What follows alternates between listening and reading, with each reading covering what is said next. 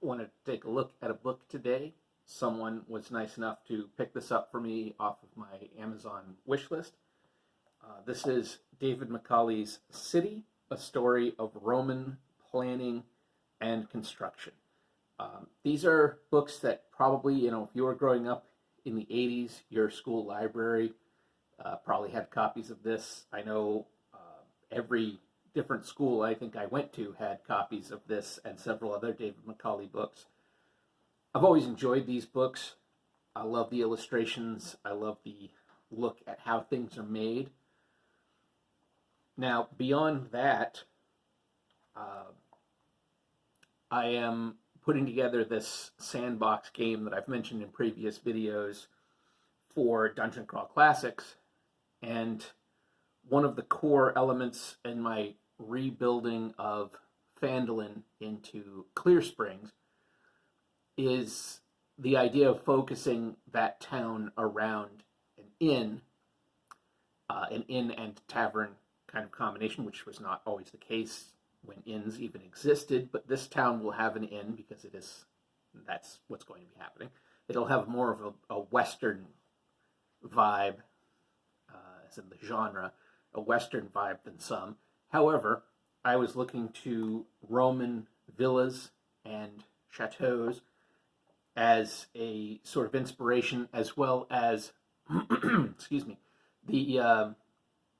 what you see a lot of times in martial arts films, the school or the home compound of a family, which have a very similar vibe to the Roman villas, where you have the outside wall, the center courts, then the areas where people live around them. So I was using that in my head as a sort of inspiration. I looked at some old illustrations of that sort of construction, and I realized I really didn't know that much about it. I learned a little bit about Roman houses when I was, look at this. This is like a street design. I love it. Apartments, house, shop. You've got the roads going around, and the sidewalk area. That's great. That's perfect. But yeah, I learned a little bit about Roman construction and the Roman villas when I was taking Latin in high school. But I don't know jack squat about stuff. I try to keep up a little bit on archaeology and what's going on in the contemporary view of the past. But I'm not an expert. I'm not going to school for it. I don't know a lot of what's going on. So I figured I'd grab this book because it has really interesting and detailed illustrations on how things are put together, how they look within the world around them. It's written for younger audiences, so me as an older audience, but not necessarily the brightest, or the sharpest tool in the shed, I should be able to understand all of this perfectly well, and I think it'll be useful to look at as a guide. Now, I didn't see anything, and I don't know if I didn't go searching deep, and I don't know what's available in the English language. I didn't see a lot on the construction of Chinese homesteads and that sort of thing. So I may try to look deeper into that or see if there's a good English language text that's not something too scholarly for my feeble gray matter to get itself wrapped around. Anyhow, I love these illustrations. I mean, they're just really great. And I like how it's like building out the city from the center. That's really cool.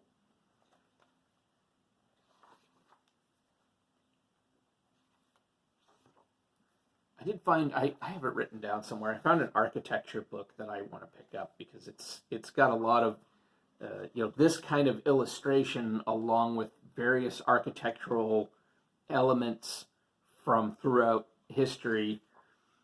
Because, there's a lot of these things have, I don't, but looking at this picture, like this joint in the wood here, that's probably got a very specific name, and it only means that kind of joint. And same with the way the shingle is put down, that's got a specific type, and I don't know those names. And so there was a very lay reader friendly architecture book that I spotted Where was I? I think I was in Colonial Williamsburg at one of the museums there. They had it, and anyway, I've written it down. I've got to go back and track it down and pick up a copy of that at some point because it's information that is good to know. Look at this. This is what I'm talking about too. Thinking about this the idea that there will be these rooms, but there will be the courtyards where people meet and gather and have there will be your job board and your people to talk to find rumors and all that sort of thing. I love it. These illustrations are great. So I'm going to try to maybe grab some more of the David Macaulay books at some time. There's one on Mill that looks really interesting. There's one on a ship, which I think is based on a real ship from like the 14 or 1500s, I can't remember, talking about its construction and that sort of thing. The one that I always, as a kid, was obsessed with. Yeah, here we go. Look at that big city there. I was always obsessed with the pyramids, but I'm not going to be diving too deep into pyramid construction, for various reasons. It's probably not going to be something I'll need. Yeah, I don't know. It might be interesting. But anyhow, these books are really cool. I went to the Colosseum. This is just an amphitheater, I suppose. But I actually went to the Colosseum a few years back. It was fascinating in part because you can imagine that somebody coming from some provincial town in, somewhere in the Roman Empire, walking into Rome, which I'm sure was a dizzying place anyway, with the, garishly painted statues and tons and tons of people and all this sort of thing. The smells, I'm sure, which were both pleasant and horrifying. And, seeing the Colosseum, they must have been absolutely blown away. But here I am, 20th into 21st century American dude. I'm not even a sports guy, but I have been to several sports arenas, particularly around the DC area. I have seen these places. I've gone to Nats Park a whole bunch of times. I've gone to RFK, which is I think finally going to be torn down because that place was a nightmare like 8 or 9 years ago when I went there my first time. Good Lord. Anyway, I've been to these places. So you go to the Colosseum and you think, you've seen the pictures and it's like this big impressive thing. And then you get there, it's actually kind of small. It's nowhere near as impressive as you would think. I mean, obviously it is an impressive thing. It is an architecturally impressive thing. It is a historically interesting building, and there are elements. The fact that it's still around after all this time is really cool, but it's not that awe-inspiring for somebody like me, and perhaps I'm in some way jaded, but I've been to other historic sites, and in fact, the same day that we went to see the Colosseum, we went to the Roman Forum, which is, a multi-era archaeological site where there's stuff from like the Napoleonic era and the stuff going back to the heyday of ancient Rome.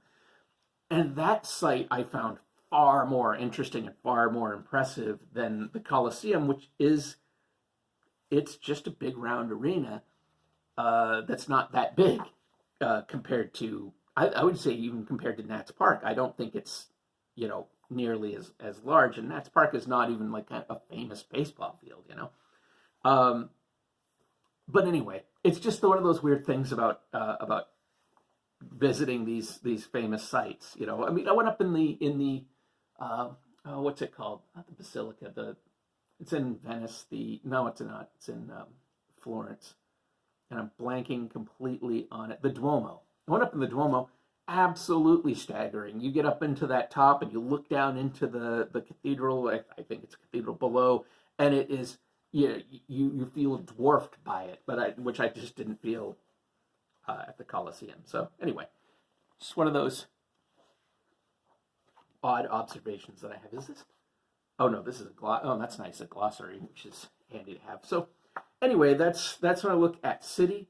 Appreciations to whoever picked this up. It did not have any kind of information along with it, so I thank you for that. And check out the links below. I've got my usual stuff that I talk about, my Patreon page, which helps me keep going. I've got my short stories on Amazon. Some people over the years have read them and seem to think they're all right. The